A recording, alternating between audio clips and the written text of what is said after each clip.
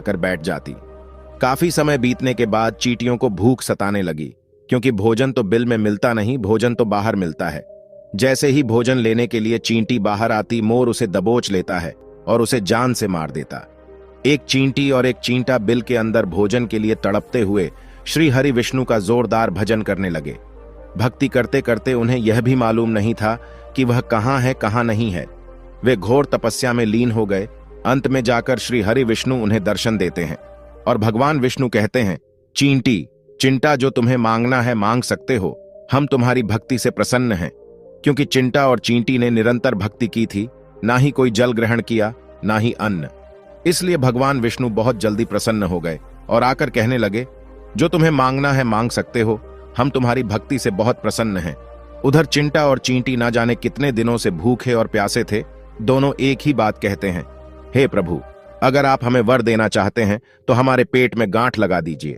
उन्होंने सोचा, अगर हमारा पेट नहीं होगा तो हम बाहर क्यों जाएंगे और मोर मोरनी हमें नहीं खाएंगे, इसीलिए उन्होंने मांगा, हे प्रभु, हमारे पेट में गांठ लगा दीजिए।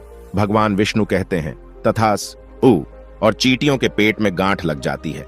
आज भी उन चींटियों के पेट में गांठ लगी हुई है, चींटियों का पेट नहीं होता। फिर चिंटा और चींटी भगवान विष्णु से कहते हैं, प्रभु, हमारे पेट में तो गांठ लग गई है, लेकिन अभी भी हमें मोर और मोरनी से खतरा है। मोर और मोरनी हमारे इंतजार में अभी भी ऊपर जमीन पर बैठे हैं और जैसे ही वे लोग हमें देखेंगे वो हमें मार देंगे। भगवान विष्णु मोर से कहते हैं, हे मोर, तुम चींटियों का शिकार करना बंद कर दो। इसमें चींटियों का कोई दोष नहीं है। जो दोषी था वो राजा था, क्योंकि राजा ने कराव शास्त्र की पढ़ाई की थी, इसीलिए वह सभी जीव जंतु की भाषा को समझने में सक्षम था। उसके साथ साथ वो जिन भाषा को समझता था उनका रूप बदलने में भी सक्षम था। पशु पक्षियों का वह रूप धारण किया करता था, और जब वह राजा रूप धारण करता था उन पक्षियों के साथ संभोग भी किया करता था। और जब वह पशु पक्षी गर्भ धारण करते थे तो वह उन्हें छोड़ करके इंसान बन जाता था, और फिर ऐसी पशु पक्षियों पर वह जोर से हंसता था।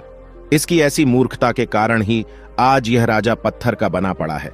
मोर कहता है, हे प्रभु, उनकी पत्नी का, उनकी रानी का क्या दोष है? श्री हरि विष्णु कहते हैं कि उनकी पत्नी भी उनके इस पाप में भागीदारी है, क्योंकि उनकी पत्नी अगर उनको रोकती तो वह इतना बड़ा पाप नहीं करता। इसीलिए उनकी रानी भी इस पाप की भागीदारी है, इसलिए आज वो भी पत्थर की बन चुकी है। श्री हरि के समझाने के बाद मोर उनसे कहता है, हे प्रभु, पर इस बात को हम किसी और से कहेंगे जो कि रानी ने हमें सुनाई है, तो क्या हम पत्थर के बन जाएंगे? श्री हरि विष्णु कहते हैं कि तुम्हारा यह श्राप अब समाप्त हो चुका है।